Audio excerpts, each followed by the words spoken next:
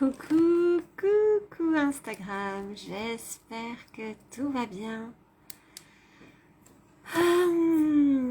Alors aujourd'hui un petit live comme ça improvisé, c'est le 5e jour. Le 5e jour passé ensemble et aujourd'hui j'ai envie... Ah, je me rends compte que j'ai fait une faute de frappe sur le titre. J'ai envie de te partager. J'ai envie de te partager une réflexion, une prise de conscience que j'ai eue, alors pas nécessairement aujourd'hui, mais qui fait que se clarifier en fait. Comme je l'ai dit sur un live précédent, moi, dans mon monde d'avant, le monde d'où je viens, c'est un monde de grandes valeurs humanistes en fait. Et c'est bâti sur ça, c'est-à-dire que moi les valeurs qui me sont chères, qui sont les miennes, sont des valeurs humanistes, sont des valeurs où le respect de l'autre, le respect du rythme, le respect de la valeur de chacun est quelque chose qui est comme immuable et qui ne peut pas être déterminé par quoi que ce soit, une classe sociale, une situation financière, une provenance, voilà. Il n'y a pas de l'être humain de par sa...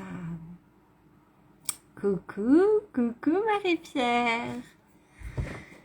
Comment vas-tu? Je suis contente de te retrouver là. Voilà, simplement le simple fait d'être, en fait, attribue une valeur à chaque... Ouais, trop bien les petits cœurs. À chaque être humain. Je viens de ce milieu-là où j'ai construit en fait des croyances depuis ces valeurs-là, c'est-à-dire que, comment le dire simplement, mes valeurs humanistes, mes valeurs comme bousculées par les injustices et les inégalités, m'ont entraîné à ancrer cette croyance que la richesse était ce qui creusait les inégalités.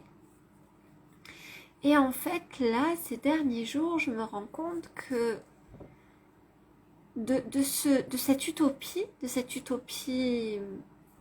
de cœur qui est devenue une utopie mentale, je me suis retrouvée un peu comme une plante qui pousse en pot. C'est-à-dire que mes valeurs, qui sont les valeurs de la terre, les valeurs humaines, eh bien, je les ai comme contractées pour rentrer en réaction contre quelque chose, comme pour trouver un responsable. Et du coup, je me suis là, depuis quelque temps, quand j'ai regardé ma vie, je me suis sentie comme une plante en pot. Et elle est contenue, en fait. Il y a un moment donné où les racines, elles n'ont pas l'espace. C'est-à-dire que le monde est magnifique, la plante est superbe, le pot est magnifique, mais tout est petit. Et pour penser grand dans cet endroit-là, eh bien, il y a un moment donné où il y a des limites. Je ne réussissais pas il y a quelques mois de cela, à prendre la mesure que moi, je pouvais juste me planter dans la terre, c'est-à-dire sortir de mon pot. Il y en a qui vont dire sortir de leur bocal, sortir de mon pot pour vraiment juste comme bénéficier de l'abondance de la terre. Et je me rends compte que je me suis fait asservir par des croyances qui ont découlé de mes valeurs profondes. Je me suis laissée avoir par mon cerveau et par tout ce que l'on appelle les dissonances cognitives. Et du coup, j'ai créé un système de pensée qui venait soutenir mes valeurs tout en protégeant ma vision de l'humanité et en trouvant un responsable, une sorte de bouc émissaire qui déresponsabilise finalement l'humain en fait. C'est comme si les humains qui géraient mal leur rapport, leur relation à l'argent, c'était pas leur faute, c'est parce que l'argent a amené à ça. Donc là, je suis en train de reconfigurer dans mon esprit ça pour me rendre compte en fait de quoi. C'est ce que j'ai envie de vous partager. J'ai envie de vous partager ça. Je me rends compte que ce qui m'a asservi le plus, c'est le fait de perdre la conscience que j'étais en capacité de créer de l'argent. De ce fait, j'ai dû dépenser l'argent en fonction du budget que j'avais, non plus en profonde conviction avec mes valeurs, non plus en profonde résonance avec mes valeurs, mais bien plus dans mes possibilités. Et je crois que j'en parlais un petit peu hier, moi j'ai pas envie d'aller faire mes courses dans des grands groupes. J'ai envie d'aller faire mes courses aux petits trucs du coin, j'ai envie de soutenir les artisans. Et puis il y a aussi une réalité qui fait que si je vais acheter un truc chez un petit artisan, par exemple chez le crémier, je ne vais pas le payer le même prix que si je vais l'acheter à Leclerc, concrètement. Et je me suis vraiment questionnée sur clairement là, aujourd'hui, qu'est-ce qui m'a servicé? Qu'est-ce qui m'a asservi toutes ces années? Toutes ces années, ce qui m'a asservi, c'est pas... Comment dire? C'est pas... Enfin, ce qui m'a asservi, plutôt que de dire c'est pas, ce qui m'a asservi à cette époque-là de ma vie, eh bien c'est cette capacité à perdre la conscience que j'étais capable de créer de l'argent, de manifester de l'argent. Si on reprend la notion d'argent, qu'est-ce que c'est? La notion d'argent, en fait, c'est, il y a plusieurs années, on a défini une sorte de valeur, une sorte de monnaie d'échange qui était bien plus simple. Moi, j'avais quelque chose à proposer. Pour le convertir le plus simplement possible, on a trouvé un système monétaire qui permet de convertir l'échange que moi je vais proposer. Par exemple, là, je peux faire du pain. Et puis, il y a quelqu'un qui va avoir envie de manger du pain. Et lui, ce qu'il va proposer en échange, moi, ça ne m'arrange pas forcément. Peut-être s'il fait des chaises, s'il rempaille des chaises, moi, j'ai pas spécialement besoin que des chaises soient rempaillées. Donc, on a décidé d'un système. Il y a des îles où ça a été les coquillages, ce que l'on appelle les coris, voilà, avec lesquels on a échangé dans des cultures premières. Et voilà, simplement comme pour poser quelque chose, pour donner une valeur commune aux choses, ce qui permettait un petit peu de pouvoir échanger. Mais si on sort de l'idée de l'argent et qu'on regarde, ça veut dire, on revient à, moi j'ai créé du pain. Ça veut dire que j'ai un don en moi, je sais créer du pain, j'ai un apprentissage, un savoir-faire, et je le mets, d'abord je le crée en moi, je me dis, ouais, j'aimerais bien, moi, faire du pain pour les autres, ça me ferait plaisir. Et puis à un moment donné, ce truc-là, cette coupe en moi, comme si c'était une bouteille d'eau, je vais apprendre à faire du pain, peut-être je vais m'acheter un four, peut-être.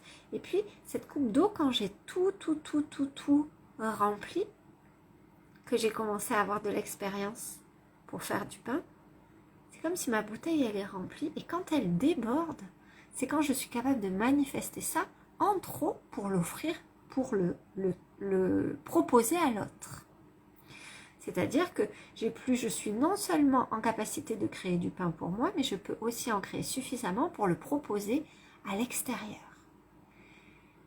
Donc en fait, simplement manifester de l'argent, c'est manifester suffisamment ses dons, son savoir-faire, son savoir-être, pour que cette bouteille soit suffisamment pleine et qu'elle déborde.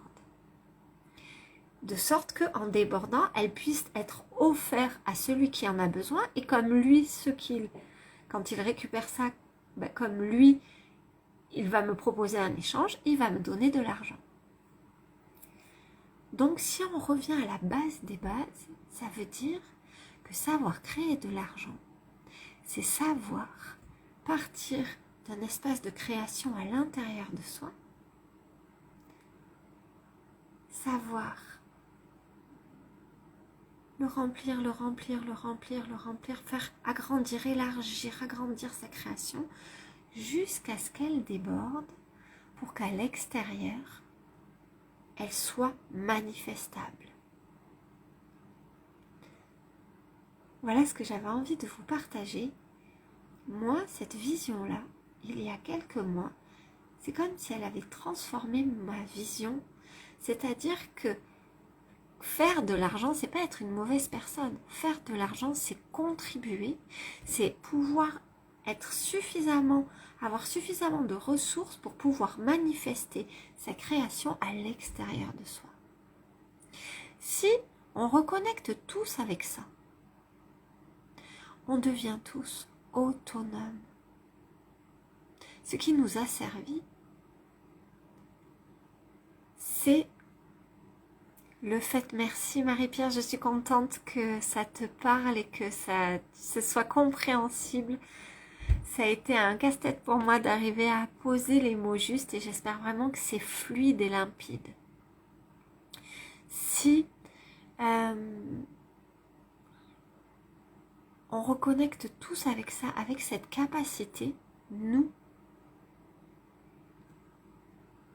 d'être avec cette capacité à manifester, à comme extraire, distiller nos dons, nos qualités, nos savoir-être, nos savoir-faire. Il y en a qui créent depuis leurs dons, il y en a qui créent depuis leur savoir-faire, il y en a qui créent depuis leurs dons et leur savoir-faire. Voilà, chacune de nous, on a mis l'accent sur des choses et qu'on est capable de tellement élargir, agrandir ça, que ça vient déborder, alors ça veut dire que non seulement on peut contribuer, on contribue d'autant plus puisqu'on met à disposition ce qu'on a à l'extérieur, ce qu'on a à l'intérieur, à l'extérieur de nous, mais ça veut aussi dire qu'on devient autonome. On n'est plus asservi. On n'est plus asservi par cette fausse croyance qu'on n'est pas en capacité de générer de l'argent. Aujourd'hui, ce qui nous fait perdre le lien avec ça, c'est que on manifeste notre talent pour une genre de entité. Cette entité crée l'argent depuis notre énergie à nous, comme si on était branché à ça. Et l'argent qui est manifesté, c'est pas à nous qui revient, c'est à l'entité. Et puis ensuite, cette entité nous en redonne un petit peu. Mais ce un petit peu n'est pas du tout à la hauteur de ce que nous avons fourni, n'est pas du tout en adéquation. C'est-à-dire qu'on va pouvoir peut-être s'investir à fond et puis ne pas investir nos dons, nos talents et puis ne pas vraiment ressentir le lien direct avec la manifestation. Ça, c'est asservissant, c'est-à-dire que ça nous fait perdre le contact avec le simple fait que créer de l'argent, c'est juste manifester.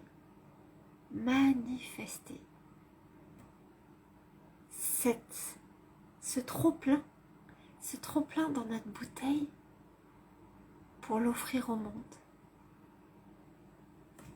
Voilà, n'hésitez pas à me partager en commentaire ce que ça vous évoque, ce que ça éveille en vous. Je suis un petit peu fatiguée ce soir, alors j'espère que ça n'a pas été trop confus. J'avais vraiment à cœur de partager ça. Je sais que ça a encore besoin pour moi d'être agrandi, élargi. Et je sens bien qu'on touche à quelque chose d'extrêmement important. Je sens bien cette vision change la donne. Merci, super Marie-Pierre, j'en suis vraiment très heureuse. Et tu vois, ça change la donne, mais pas que. Le simple fait de le savoir, je sens que je me suis fourvoyée tellement d'années, j'ai pensé qu'être libre, c'était justement ne pas entrer dans ce système. Ne pas entrer dans ce système capitaliste. Et aujourd'hui, je me rends compte que être libre, c'est être dans sa pleine puissance de manifester ou non, en fait, parce qu'il y a des jours, il y a des jours, je sais pas moi, le poète, il n'a pas envie d'écrire une poésie, le boulanger, il n'a pas envie de faire du pain. Mais juste savoir que quand je crée, je manifeste. Je crois que là, on touche à quelque chose qui amène vraiment à la souveraineté de l'être, qui amène à l'abondance, mais sur un plan qui n'est pas celui de l'abondance financière, qui amène juste au simple fait à la puissance de l'être, à la puissance de création, à la puissance de manifestation de l'être. Je te souhaite, Marie-Pierre, une merveilleuse soirée. Je te remercie d'avoir été présente, c'était un plaisir de te lire. Je vous souhaite à vous tous qui allez regarder en replay une magnifique journée, soirée, en fonction de l'heure à laquelle vous allez regarder. Coucou! Ah, super! Il y a Cécile aussi, coucou Cécile! Vraiment, puissions-nous vraiment accepter de sortir de nos croyances limitantes, accepter de nous connecter à quelque chose, à une vision de plus en plus grande, de plus en plus vaste, pour ne plus être ces plantes en pot, et pour bien planter nos racines dans la terre-mère. Coucou! Parce que on ne s'est pas incarné dans des pots, quoi. Hein, on s'est incarné sur la terre-mère. Et ces richesses, on y a accès. Et non seulement on y a accès, mais en plus on est en capacité nous-mêmes, parce qu'on est connecté au tout, de manifester, de magnétiser. Voilà ce que l'on a envie d'attirer. Je vous fais des gros bisous. Gros bisous Marie-Pierre, gros bisous Cécile. Je vous fais vraiment, je vous embrasse fort. Je vous dis à demain. Ah coucou Chris, et ben voilà, bon la vidéo est terminée, vous pouvez la re-regarder en replay si vous le souhaitez. Je vous embrasse bien fort et je vous dis à demain. Ciao.